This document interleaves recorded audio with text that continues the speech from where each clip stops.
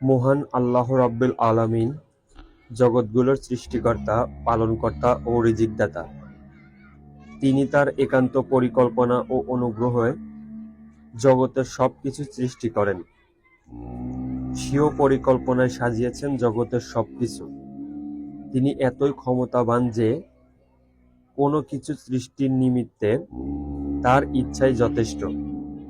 যখনই তিনি সৃষ্টি করতে চান, তখন শুধু কুন বা হন নামক শব্দ উচ্চারণ করেন, তখনই তা তাৎক্ষণিক হয়ে যায়।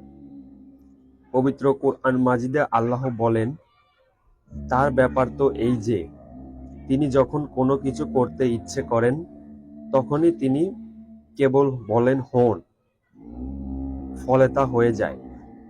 কি অসীম ক্ষমতা, অতুলনীয় তার বাহাদুরি, কত সুন্দর সৃষ্টির কারিশমা, কি দারুণ সৃষ্টির রূপনয়। এই সবই মহান জাতপোক আল্লাহ রাব্বুল আলামিনের ক্ষমতার বহিঃপ্রকাশ। ক্ষমতাধর এ মহান প্রভুর ক্ষমতার মসনদ হল আরশে আজিম। আরশে আজিম মহান আল্লাহ পাকের অতুলনীয়, অকল্পনীয় একটি কুদরত। এটি মাখলুকাতের সর্বশ্রেষ্ঠ মাখলুক বলে।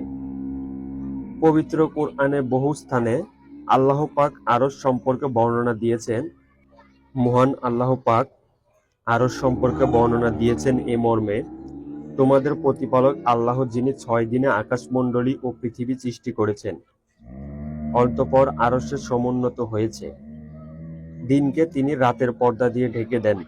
তারা একে অন্যকে দ্রুতগতিতে অনুসরণ করে এবং সূর্যচন্দ্র তারকাবাজি তারই আজ্ঞাবহ।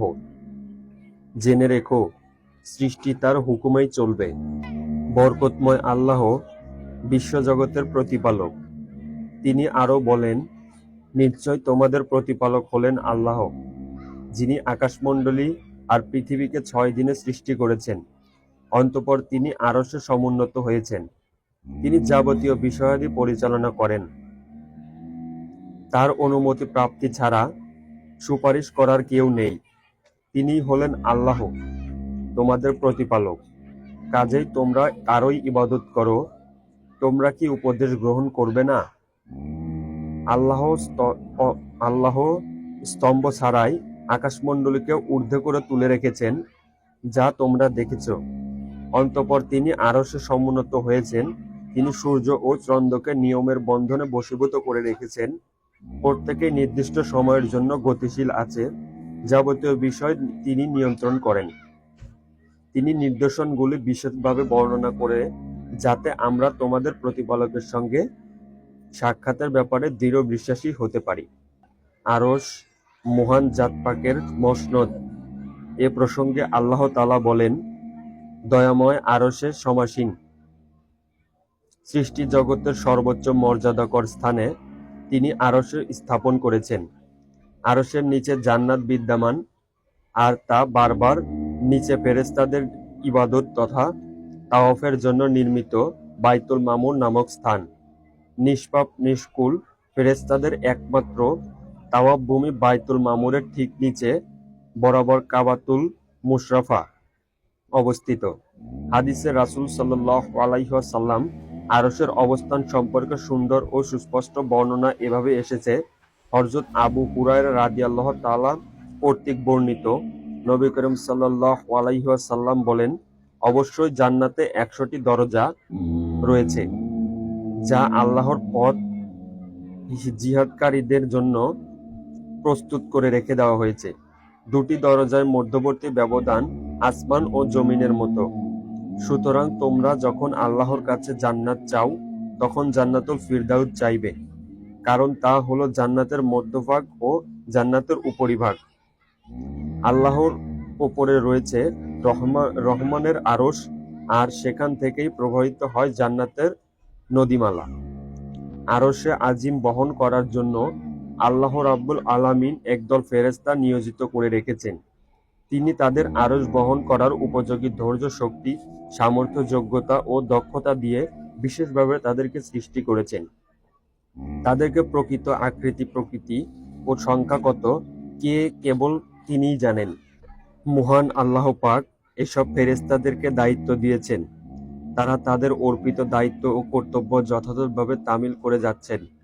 এ প্রসঙ্গে কোরআন মাজিদে বর্ণিত হয়েছে, যারা আরশ বহন করে এবং যারা তার চারপাশে রয়েছে তারা তাদের পালনকর্তার সপ্রসঙ্গ ও পবিত্রতা বর্ণনা করে, তার প্রতি বিশ্বাস স্থাপন করে এবং মুমিনদের জন্য ক্ষমা প্রার্থনা করে বলে, হে আমাদের পালনকর্তা, আপনার রহমত ও জ্ঞান সব কিছুতে পরিব্যাপ্ত। অতএব যারা তওবা করে এবং আপনার পথে চলে তাদেরকে ক্ষমা করুন এবং জাহান্নামের আযাব থেকে রক্ষা করুন। আরশকে এমন ৮ জন ফেরেশতা বহন করবেন যাদের প্রকৃত আকৃতি, শক্তি, সামর্থ্য আল্লাহই জানেন। এ প্রসঙ্গে আল্লাহ তাআলা বলেন, ফেরেশতারা আকাশের পদদেশে থাকবে এবং ৮ জন ফেরেশতা আপনার পালনকর্তা ও আরশকে তাদের ঊর্ধ্বে বহন করবে। আরশের মাঝে রয়েছে আল্লাহ পাকের মসনদ তথা কুরসি। কুরসি আরশের চেয়ে তুলনামূলক ছোট। এ কুরসিতে আল্লাহ পাকের উপবিষ্ট হয়। তার কুরসির পরিসীমা কুরআনের মাজিদে এ মর্মে বর্ণিত রয়েছে, তার সিংহাসন সব আসমান ও জমিনকে পরিবেষ্টিত করে।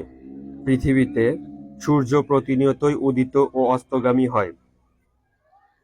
প্রতিদিনকার সূর্যটি আরশে আজিমের নিচে পৌঁছে মহান আল্লাহ পাকের প্রতি সিজদা করে। সূর্যের সিজদার স্থান আরশের নিচে। এ বিষয়ে হাদিসের সুস্পষ্ট বর্ণনা রয়েছে। হযরত আবু হুরায়রা রাদিয়াল্লাহু তাআলা হতে বর্ণিত, নবী করিম সাল্লাল্লাহু আলাইহি ওয়াসাল্লাম বলেন, সূর্য অস্ত যাওয়ার সময় আবু যার রাদিয়াল্লাহু তাআলাকে বললেন, তুমি কি জানো সূর্য কোথায় যায়? আমি বললাম, আল্লাহ এবং তার রাসূলই ভালো জানেন।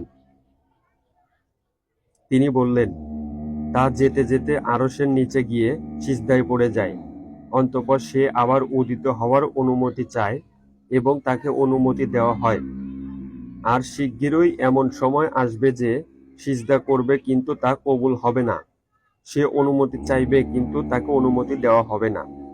তাকে বলা হবে, যে পথ দিয়ে এলে ওই পথ দিয়ে ফিরে যাও।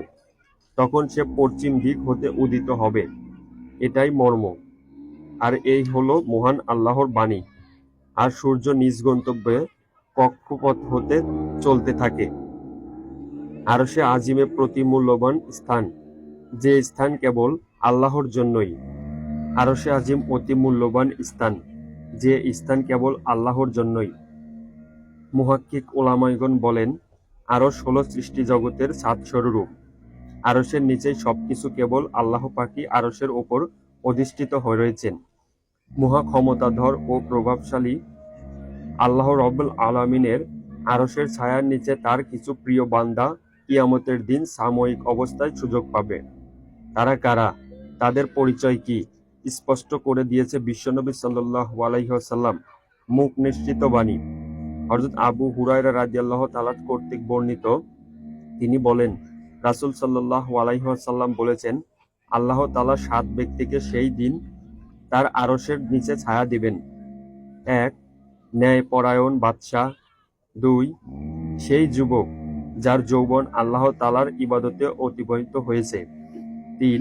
সেই ব্যক্তি যার অন্তর মসজিদগুলোর সঙ্গে লটকে থাকে, মসজিদের প্রতি তার ভালোবাসা থাকে। ৪. সেই ২ ব্যক্তি যারা আল্লাহর সন্তুষ্টি লাভের উদ্দেশ্যে বন্ধুত্ব ও ভালোবাসা স্থাপন করে, যারা এ ভালোবাসার ওপর মিলিত হয় এবং ভালোবাসার ওপরে নিরচ্ছিন্নভাবে মৃত্যু হয়। ৫. সেই ব্যক্তি যাকে কোনো জুলুমকামিনী সুন্দরী ও আহ্বান করে কিন্তু সে বলে, আমি আল্লাহকে ভয় করি। ৬. সেই ব্যক্তি যে দান করে গোপনে এমনকি এবং ডান হাত দান করলে বাম হাত তা টেরও পায় না। ৭. আল্লাহর সেই ব্যক্তি যে নির্জনে আল্লাহর স্মরণ করে, ফলে তার উভয় চোখে পানি বয়ে যায়। আল্লাহর সন্তুষ্টি লাভের উদ্দেশ্যে বন্ধুত্ব ও ভালোবাসা স্থাপন করা, যারা এ ভালোবাসার উপর মিলিত হয় এবং ভালোবাসার উপরেই তাদের মৃত্যু হয়। পরিশেষে মহান আল্লাহ পাক আমাদের তার প্রিয় বান্দাদের মধ্যে শামিল করে কিয়ামতের দিনে আরশের সুশীলতার ছায়ায় অবস্থান করার সৌভাগ্য লাভের তৌফিক দান করুক, আমিন।